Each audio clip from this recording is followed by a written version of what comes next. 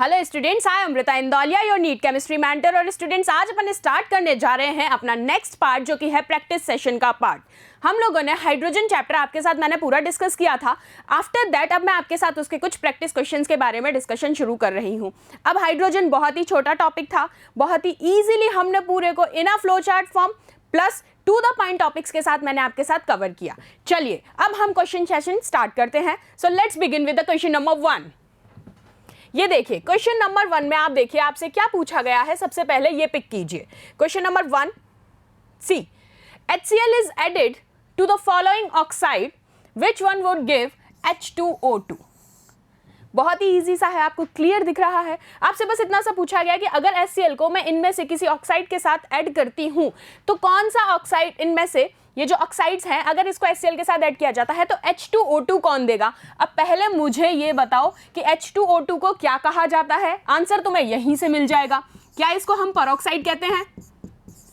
आपने कहा हाँ जी, ये परऑक्साइड है। अब एक चीज आपको इन ऑक्साइड्स को देखिए, इनमें से कोई भी ऑक्साइड जो है वो परऑक्साइड नहीं देती। So the answer is what? None of the above. बात समझ में आई? क्वेश्चन से ही सबसे पहले आपको क्वेश्चन में ही आंसर ऑलरेडी गिवन है कि भाई ये तो एक परऑक्साइड है। अब मैं HCl की इसके साथ रिएक्शन करा भी दूं इन ऑक्साइड्स के साथ तो भी परऑक्साइड का फॉर्मेशन किसी हालत में नहीं हो सकता, क्योंकि ये MnO2, PbO2 and barium oxide कोई भी परऑक्साइड नहीं बनाते। क्लियर? चलिए नेक्स्ट क्वेश्चन की तरफ मूव करते हैं। Question number 2, when the same amount of zinc is treated separately with excess of sulfuric acid। पहला पॉइंट पिक कीजिए कि क्वेश्चन में आपसे कहा गया है क्या कि जब आप जिंक की यानी कि Zn की रिएक्शन किससे करवा रहे हैं? सल्फ्यूरिक एसिड के साथ। तो क्या मैं रिएक्शन लिख लूं पहले यहां पर थोड़ा सा? कहा है जिंक की रिएक्शन आप करवा रहे हैं सल्फ्यूरिक एसिड के साथ। चलो पहले इतना पार्ट अपन कवर करते हैं। क्या होगा? क्या मैं ये कह सकती हूँ आपने रिएक्शन कराया तो फॉर्मेशन हो गया ZnSO4 का, ठीक है, and excess of sodium hydroxide, यानी कि दो पार्ट में रिएक्शन हो रही है यहां पर। यही चीज आपको पिक करना आना चाहिए क्वेश्चन से। एक बार आपने जिंक की रिएक्शन करवाई है सल्फ्यूरिक एसिड के साथ, आपने फॉर्मेशन देखा, क्या फॉर्मेशन हुआ? ZnSO4 प्रोडक्ट मिला। अब आपको दूसरे पार्ट में क्या कराना है? आपको रिएक्शन करवानी है एक्सेस ऑफ सोडियम हाइड्रोक्साइड के साथ। तो इन द एंड आपको बताना है कि जो दोनों रिएक्शंस हुई उसमें दोनों रिएक्शन में जो हाइड्रोजन इवॉल्व हुई है उसका रेशो कितना है। चलो दूसरी रिएक्शन भी करवाते हैं। पहला पार्ट हो गया ये, दूसरा रिएक्शन करवाते हैं। मैं इसका थोड़ा सा पॉइंट थिन करती हूं, wait, now it is okay. अब देखिए सेकंड पार्ट में आपने कहा कि आपको रिएक्शन किससे करवानी है? आप करवा रहे हैं जिंक की reaction excess of sodium hydroxide के साथ। तो क्या मैं यहां पर ट्वाइस ऑफ NaOH ले सकती हूं? Sodium hydroxide is simply what? NaOH। चलिए रिएक्शन कराइए। तो आपको याद आ जाना चाहिए सोडियम जिंकेट करके हमने एक आयन सुना था। क्या था उसका फॉर्मूला? Na2ZnO2।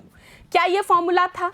अब इन द एंड हमें इस प्रोडक्ट से कोई मतलब नहीं है, ना ही हमें इस प्रोडक्ट से कोई मतलब है। आपको जो देखना है ये देखना है कि जो हाइड्रोजन इवॉल्व हुई है उसका रेशो क्या रहा है दोनों ही रिएक्शन के रिस्पेक्ट में। तो आपने देखा एक एक मोल का यहां पर इवॉल्व हुआ है, तो आप कहेंगे जो रेशो है वॉल्यूम्स का वो क्या रहेगा? 1:1 from both the reactions. So answer is clear. बात समझ में आई? ये देखिए मैंने आपको दोनों ही पार्ट यहां पर एक्सप्लेन किए हैं। आपने यहां कहा यहां हाइड्रोजन इवॉल्व हो रही है, वहां भी हाइड्रोजन इवॉल्व हो रही है, लेकिन हमारे लिए क्वेश्चन के पॉइंट ऑफ व्यू से जो इंपॉर्टेंट है वो पूछा गया है ratio of volumes of what? Of hydrogen evolved. So the ratio in both the reactions is what? This is 1:1. Clear? चलिए नेक्स्ट क्वेश्चन की तरफ प्रोसीड करते हैं। What it says? Question number 3. Which of the following is the true structure of H2O2? अब H2O2 आपको पता है क्या है? ये परऑक्साइड है या नहीं? हाँ जी बिल्कुल ये परऑक्साइड है, ठीक है। अब आपको यहाँ पर ट्रू स्ट्रक्चर पिक करना है। आप ट्रू स्ट्रक्चर को पिक कैसे करेंगे? आप मुझे ये बताइए, अगर मैं कहती हूँ कि हाइड्रोजन परऑक्साइड के स्ट्रक्चर में क्या O, ऑक्सीजन की मैं यहाँ बात कर रही हूँ, sp3 हाइब्रिडाइज्ड होता है? बिल्कुल होता है। Both the oxygens are what? sp3 hybridized first term. दूसरी चीज आपको ये याद रखनी है कि they both have what, they both have extra lone pairs. So आप इजीली इस चीज को अब इन 2 पॉइंट्स के थ्रू फाइंड आउट कर सकते हैं स्ट्रक्चर में। तो मैं कहती हूं अगर इस स्ट्रक्चर की, तो ये यहाँ पर डेटिंग बॉन्ड बना रहा है, तो ये आंसर तो हो ही नहीं सकता। इसके केस में आप बात करेंगे तो यहाँ डबल बॉन्ड का फॉर्मेशन हो गया है, so this is also wrong. इस क्वेश्चन की तरफ मैं मूव करती हूँ तो आप यहाँ कहेंगे हाँ जी ये बिल्कुल, both the hydrogens are what, sp3 hybridized state and they both have what, extra lone pairs. So the correct answer is what, this. Clear है? चलिए नेक्स्ट क्वेश्चन की तरफ आगे करें।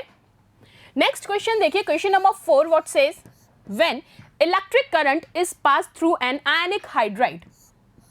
आयनिक हाइड्राइड की यहां बात हुई है इन द मोल्टन स्टेट, तो क्या होगा? ठीक है, आपने इलेक्ट्रोलिसिस भी पढ़ा था, इलेक्ट्रोस्टैटिक फोर्स भी आप जान चुके हैं, तो आपको कुछ भी नहीं बताना है। मैंने आपसे वहां पर जब बताया था इलेक्ट्रोलिसिस में, आपसे मैंने यही कहा था कि बेटा जो क्वेश्चन अराइज होगा वो इसी फॉर्म में होगा कि कैथोड पर क्या लिबरेट हो रहा है और एनोड पर क्या लिबरेट हो रहा है। अब यहां आपको क्या कहा गया है, आयनिक हाइड्राइड के रिस्पेक्ट में पूछा गया है, व्हाट इट सेज, हाइड्राइड। तो आपको याद आ जाना चाहिए कि वहां पर जो H2- आयन था वो हमेशा कहां पर लिबरेट हो रहा था, एनोड के ऊपर। To the point straight question आपसे पूछा गया है, कहीं भी नहीं घुमाया गया है, सो आपको सीधा लाइन को पिक करना आना चाहिए from the question point of view. So हम इसको रिलेट कर लेते हैं। Hydrogen is liberated at the anode, first option में ही आपको आंसर मिल गया है। सेकंड क्वेश्चन भी, चलो फिर भी एक बार ऑप्शंस रीड आउट करते हैं। Hydrogen is liberated at the cathode, no reaction take place, ऐसा तो पॉसिबल ही नहीं है। Hydride ion migrate towards cathode, नहीं। आप कहेंगे कि जो हाइड्राइड आयन है वो कहां पर लिबरेट होता है, एट एनोड। और मैंने आपको मार्क भी करवाई थी, इंपॉर्टेंट लगवाया था, वहां पर मेंशन किया था कि please note it down carefully and learn him. Clear? चलिए नेक्स्ट क्वेश्चन देखते हैं। Question number 5, what it says, which of the following can not. पहले तो ये देखो, यहां से नहीं गड़बड़ाना है, ना ही कंफ्यूज का तो कोई पॉइंट ही नहीं आता है। तुमको यहां पे आके पहले एक बार रुक जाना है। क्यों रुक जाना है? कि क्वेश्चन में तुमसे पूछा गया है कैन नॉट, जो चीज नहीं होनी है, बी ऑक्सीडाइज्ड बाय H2O2। फिर पेरोक्साइड के लिए क्वेश्चन आया है, ये देखो। तो आपके सामने जो ऑप्शन है इनमें से हम पिक करते हैं Ki+HCl। तो आपको पता है कि पेरोक्साइड की इसके साथ रिएक्शन ही नहीं होती। मैं बात करती हूँ O3 के केस में, तो आपको याद आ जाना चाहिए, मैंने आपको बताया था कि O3 स्ट्रॉन्ग ऑक्सीडाइजिंग एजेंट है, किससे, H2O2 से ज्यादा। क्या है? Oxidizing. I mentioned it that, you also mentioned in your notebooks also. ये स्ट्रॉन्ग ऑक्सीडाइजिंग है और आपको पता है कि ये यहां पर रिएक्ट करके क्या करेगा कि O3 O2 में कन्वर्ट हो जाएगा या नहीं। सो आप यहां पर कहेंगे इनमें से हमें पिक वो करना है जो ऑक्सीडाइज नहीं होता। तो आप क्या H2O2 से ये ऑक्सीडाइज हो रहा है? नहीं, स्ट्रॉन्ग ऑक्सीडाइजिंग एजेंट है लेकिन O3 को कन्वर्ट कर देगा O2 में, लेकिन H2O2 के थ्रू नहीं हो रहा है। सो correct answer is what, O3। Answer is correct from the question point of view, but the option is incorrect. Clear? चलिए, ये आपको पता है, ये नहीं मतलब नहीं इन द सेंस कि वैसे ये सही है, लेकिन हमें चूज करना है क्या, करेक्ट नहीं है जो इनकरेक्ट वाला। So incorrect answer is this. ये भी सही है, ये भी सही है। बात समझ में आ गई? चलिए नेक्स्ट मूव करते हैं। विच of the following compounds turns white on treatment with what, on treatment with H2O2। इनमें से चलिए सबसे पहले क्या दिया है, मरकरी सल्फाइड। आपको पता है मरकरी सल्फाइड की रिएक्शन में मैंने आपको बताया था कि ये वाइट सिल्वरी अपीयरेंस देते हैं। So somehow they are what, silvery appearance. Lead के केस में आपको पता है अगर लेड की रिएक्शन करवाती हूँ मैं PbS की, किससे करवा रही हूँ, H2O2 के साथ, तो आपको पता है फॉर्मेशन हो जाएगा किसका, लेड सल्फेट का, PbSO4 प्लस, देख लीजिए क्या बचा है, PbSO4 plus H2, hydrogen evolve हो जाएगी। तो आपने कहा यहाँ ये जो लेड सल्फेट था वो इनिशियल में किस कलर का था, this is of black in colour. जैसे ही रिएक्शन में ये सल्फेट में कन्वर्ट होता है H2O2 पेरोक्साइड के साथ रिएक्ट करके, ये कन्वर्ट हो जाएगा वाइट कलर में। और यही आपसे पूछा गया है क्वेश्चन में कि इनमें से कौन सा कंपाउंड है जो H2O2 के साथ रिएक्ट करने के बाद व्हाइट में कन्वर्ट हो जाता है. So the answer is what? Lead sulphide. Clear? चलिए नेक्स्ट क्वेश्चन देखते हैं. The strongest base. अब आपसे यहां पूछा गया है स्ट्रॉन्गेस्ट बेस.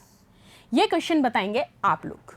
बिल्कुल यहां आपको सीधा की सीधा स्ट्रक्चर से आइडेंटिफाई करना है स्ट्रॉन्गेस्ट बेस के रिस्पेक्ट में, क्योंकि यहां बात हो रही है. Options are already given there, so you have to choose the correct one. This is your homework part. मैं स्ट्रक्चर एक बार ड्रॉ कर देती हूं, फिर आप इनको पिक कर सकते हैं easily. See like PH3,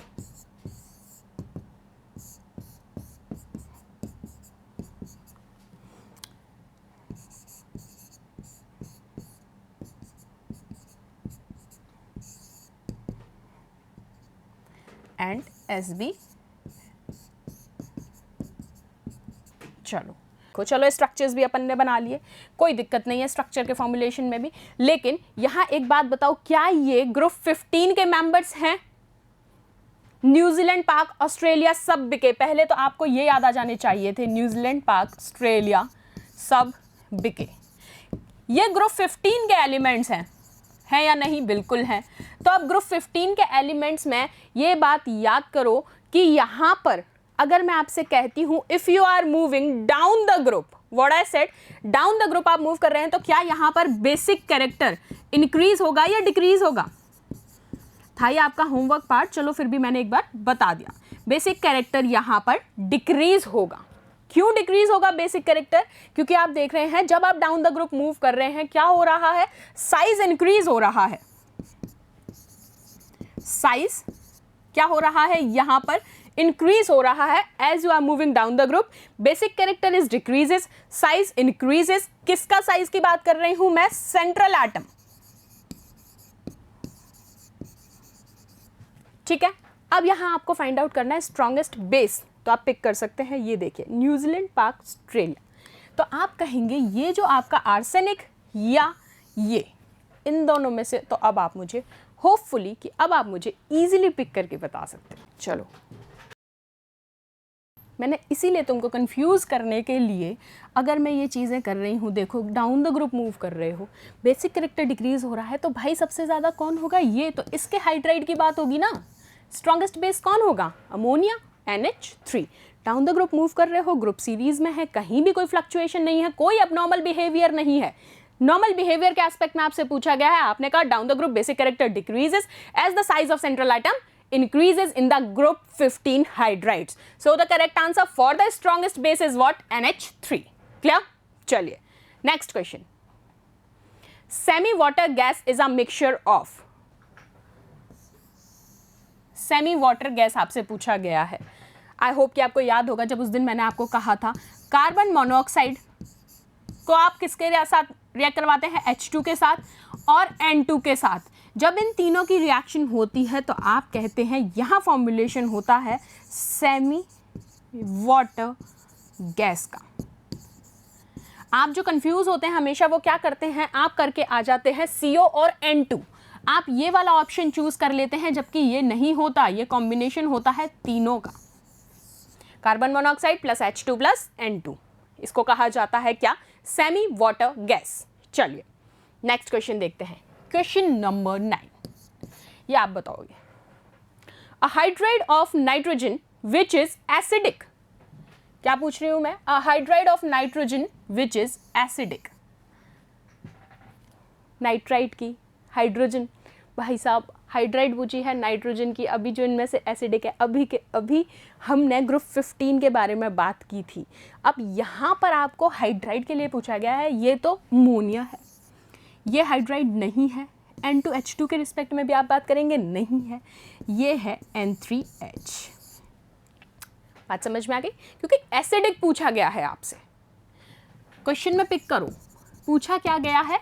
acidic पूछा गया है. चलो next. An example of a covalent hydride. Covalent कौन सी होती है? जल्दी से बताओ. कोवलेंट हाइड्राइड कौन सी होती है?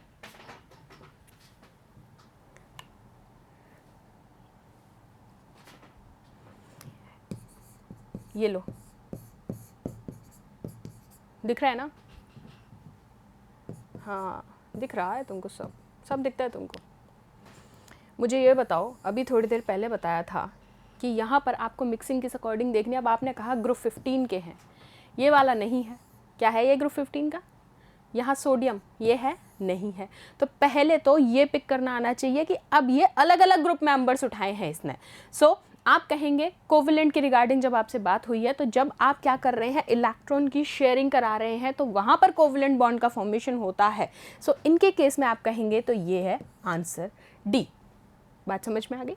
चलो question number 11, which of the following hydride is electron precise hydride? क्या कहा जा रहा है कि इनमें से कौन सी हाइड्राइड है जो इलेक्ट्रॉन प्रिसाइज हाइड्राइड है? तो आप चलो मॉलिक्यूल्स में अपन देखते हैं जो अपन को ऑप्शन गिवन है। या आपको पता है क्या फॉर्मेशन करता है? डायमर का। NH3 आपको पता है एक्स्ट्रा लोन पेयर्स प्रेजेंट होते हैं तो इजीली वेकेट कर देगा। H2O में भी आप कहेंगे कि ऑक्सीजन के पास क्या होते हैं? एक्स्ट्रा लोन पेयर्स होते हैं। लेकिन CH4 की अगर मैं बात करूं तो आपको पता है कि C में, यहाँ CH4 के अंदर C के पास कितनी वैलेंसी है? 4। ठीक है, वैलेंसी है इसकी 4 प्लस इसके जितने भी इलेक्ट्रॉन्स हैं वो क्या है यहाँ पर? फुल्ली फिल्ड है। और सारे की सारे इलेक्ट्रॉन्स किस में पार्टिसिपेट कर रहे हैं? Electrons participate in what? Bonding.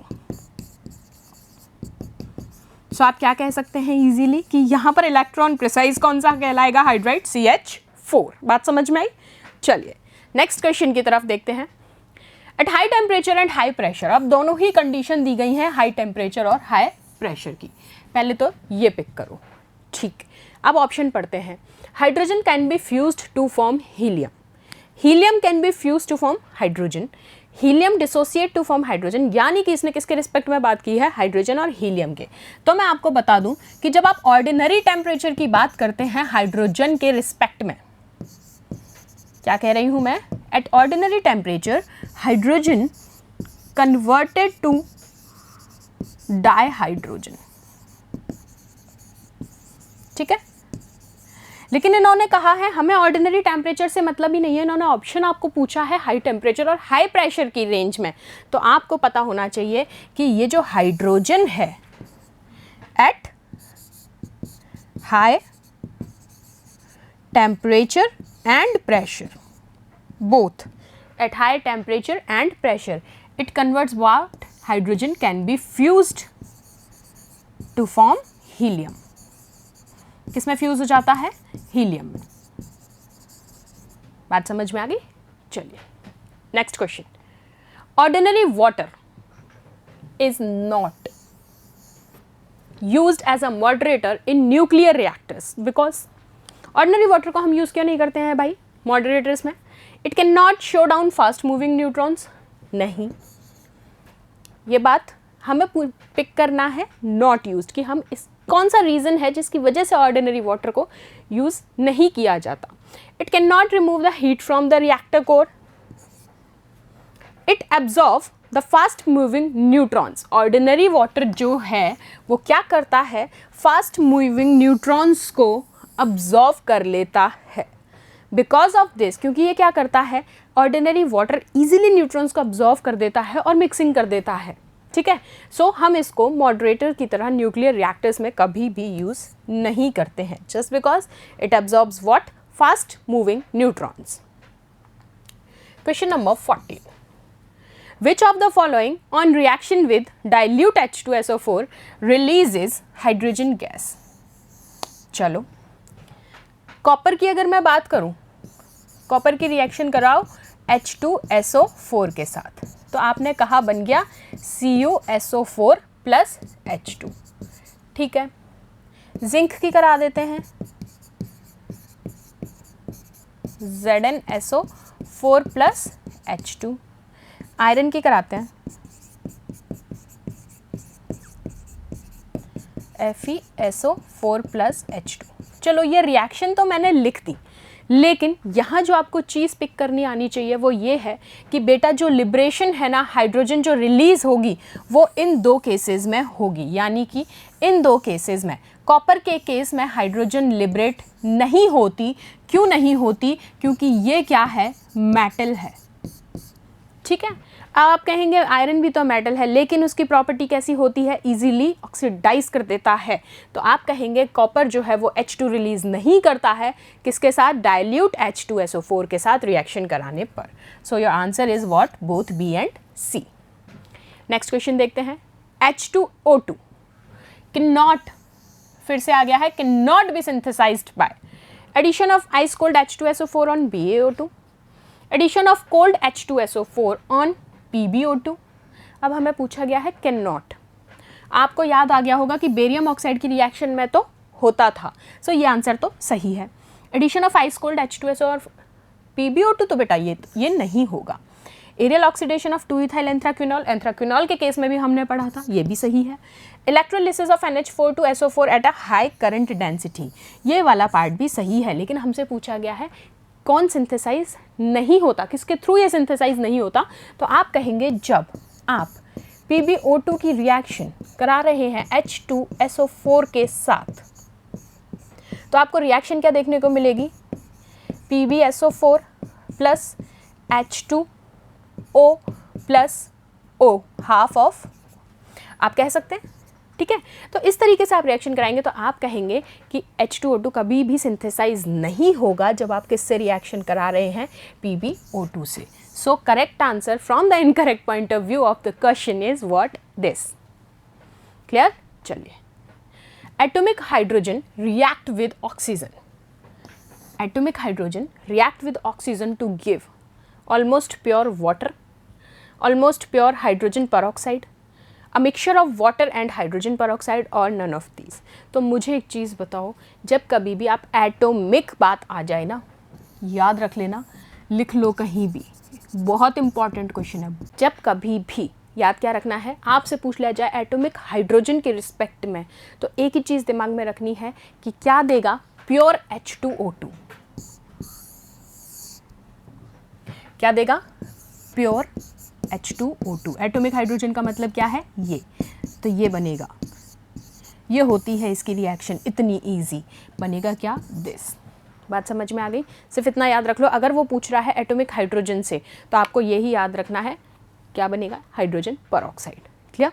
चलो next, which one of the following process will produce hard water. अब देखो, आपसे पूछा है हार्ड वाटर इनमें से किस प्रोसेस के थ्रू बनता है, तो saturation of water with MgCO3 नहीं होगा। अभी बताती हूँ रीज़न कैसे। Saturation of water with CaSO4 ये बिल्कुल होगा। Addition of Na2SO4 to water नहीं। Saturation of water with this no.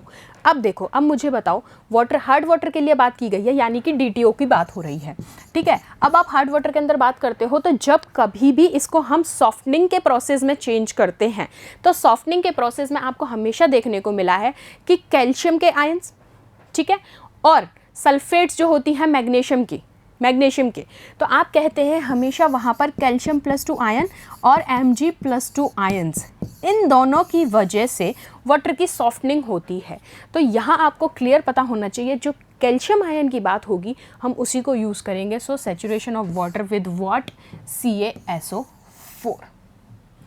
बात समझ में आ गई? चलिए next, which of the following statement is relation to the hydrogen atom is correct. भाई सही वाला पूछा है, चलो देख लेते हैं।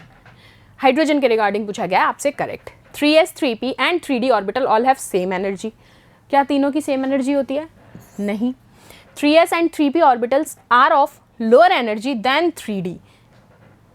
आई said no. 3p orbital is lower in energy than 3d orbital. अच्छा, 3s orbital is lower in energy than 3p orbital. ये वाला कॉज जो है वो करेक्ट है। कैसे? हाइड्रोजन के रिस्पेक्ट में पूछी है, तो आपको याद आ जाना चाहिए 1s is greater than what, 2s होता है या नहीं, और ये इक्वल होता है 3s के, फिर ये ग्रेटर होता है 3p से। इस तरीके से, सॉरी पहले 2p आएगा,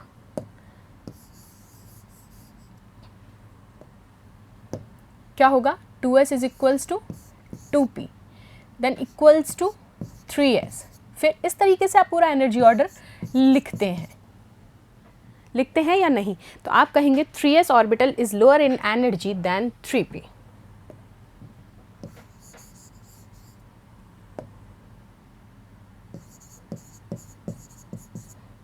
ये रहा, ठीक है। चलिए next, in context with the industrial preparation of hydrogen from water gas, यानी कि इसकी बात हो रही है, which of the following is the correct statement. चलो, CO and H2 are fractionally separated. CO is removed by absorption in aqueous CuCl2 solution. H2 is removed through occlusion with palladium and CO is अब आप पहले तो फ्रैक्शनली separated नहीं करते हो, याद आ गया होगा, इलेक्ट्रोलिसिस में भी मैंने आपको पूरा की पूरा सेपरेशन बताया था वाटर गैस का। फिर CO is removed by absorption in no, H2 is removed through occlusion with palladium, palladium का भी यूज़ नहीं है। ये क्या होगा, CO is oxidized to CO2 with steam in the presence of a catalyst followed by absorption of CO2। ये रहा आपका answer in an alkaline solution। So बात समझ में आई क्या कह रही हूँ मैं। जब हाइड्रोजन की बात हो रही है इंडस्ट्रियल प्रिपरेशन में हाइड्रोजन की वाटर गैस के थ्रू, तो आपको बताना है करेक्ट स्टेटमेंट। तो आप कहेंगे CO is oxidized to CO2 with steam in the presence of a catalyst, जो किसके थ्रू फॉलो होता है, by absorption of CO2 in a alkaline solution। चलिए नेक्स्ट, hydrogen resemble halogen in many respect, ठीक है, for which several factors are responsible of the following factor, which one is the most important. ठीक है, its tendency to lose an electron to form a cation, its tendency to gain a single electron in its valence shell to attain stable electronic configuration, its low negative electron gain enthalpy value और its small size। अब आपसे देखो, कुछ भी नहीं कहा है, इन्होंने कहा है कि हाइड्रोजन रिजेंबल करता है हेलोजन को बहुत सारे रेस्पेक्ट्स में, ठीक है। अब उन इतने सारे फैक्टर्स में से आपको यहाँ पर एक जो है मोस्ट इम्पॉर्टेंट फैक्टर को पिक करना है जो कि रिजेंबल करता है हाइड्रोजन और हेलोजन को। So its tendency to lose an electron to form a cation, second its tendency to gain a single electron in its valence shell to attain stable electronic configuration, please read it out carefully, its low negative electron gain enthalpy value, तो ये तो होगा नहीं। आई बात समझ में। और मैं आपसे क्या कह रही हूँ, इट्स स्मॉल साइज। तो आपको पता है कि वहाँ पर हमेशा क्या होता है, tendency to gain a single electron.